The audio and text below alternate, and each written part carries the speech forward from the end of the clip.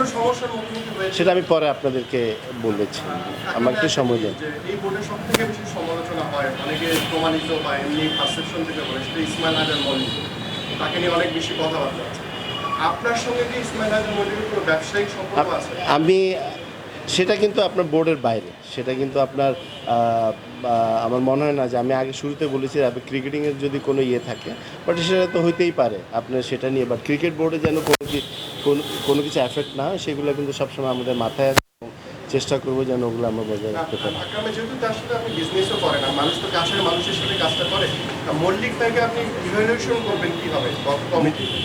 সেটা আমি বললাম তো, সেটা আমি পরে বলবো। এবং ওনার সাথে পরিচয় কিন্তু আমার গত 30 বছর থেকে। আপনারা যদি হয়তো আপনারা হয়তো ওনার সম্বন্ধে জানেন, যখন থেকে উনি ক্রিকেট বোর্ডে আসছে, বাট আমি ব্যাক্সিমপুরতে খেলেছিলাম আপনার প্রায় 30 বছর আগে। আমি তখন থেকে ওনার সাথে আমার পরিচয় আছে। ওনাকে বোর্ডে কেমনভাবে মূল্যায়ন করেন, ওনার অবদানকে? না, ডেফিনেটলি আপনার সেটা আমি আপনাদেরকে বলেছি, আমি পরে বলবো, বাট এখন বলাটা একটু আর্লি না।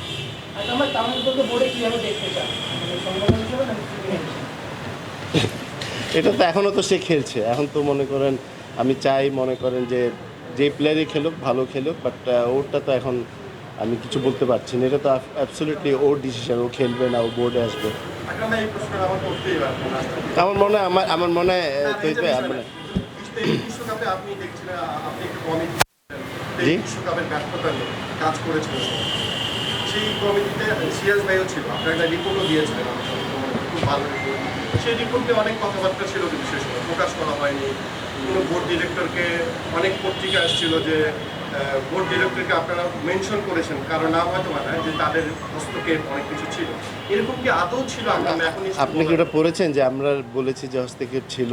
না, আমরা শুনেছিলাম। তা আসলে যে জিনিসটা আমরা যেটা পেয়েছি সেটা আমরা বোর্ডকে দিয়েছি এবং বোর্ড যেটা সিদ্ধান্ত নেবে সেটাই হয়েছে।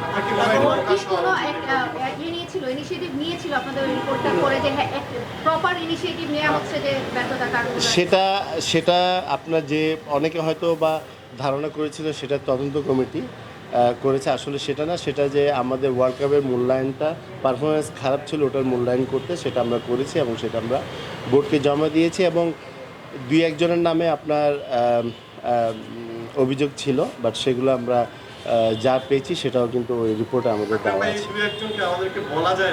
এটা বোর্ড যদি সিদ্ধান্ত নেয়, যেহেতু এখন নতুন বোর্ড আসছে, বোর্ড যদি সিদ্ধান্ত নেয় তো অবশ্যই সেটা আপনার পেয়ে যাবেন।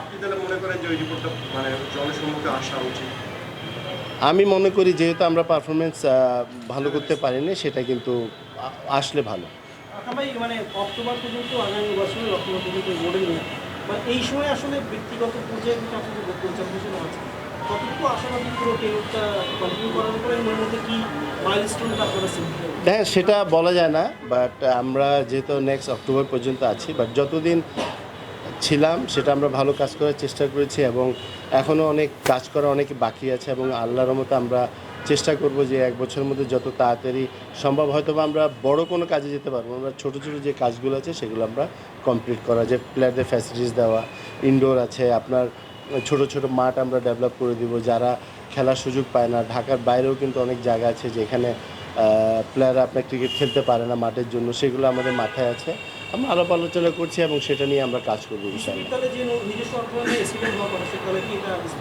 সেটা আমি এখন জানি না, সেটা বোর্ডের সিদ্ধান্ত। Thank you.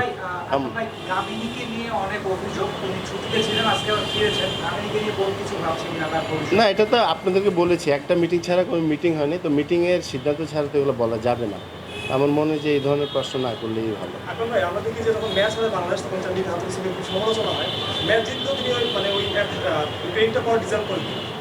না, ডেফিনেটলি আপনি মনে করেন যে যারা সবাই এটা কৃতিত্ব পাওয়া উচিত এবং সেই জিনিসটা তো পায়। এটা একটা জিনিস মাথায় রাখবেন, যখনই আপনার টিম খারাপ খেলে তখন কিন্তু আপনার ক্রিটিসাইজ কিন্তু সবাই হয়, আপনার বোর্ড থেকে শুরু করে প্লেয়াররা সবাই। তো এটা হয়ে আসতেছে, this is part of game. আপনি ভালো খেললে প্রশংসা পাবেন, খারাপ খেললে আপনার ক্রিটিসাইজ শুনতে হবে, তো এটা ইউজ টু। Last question.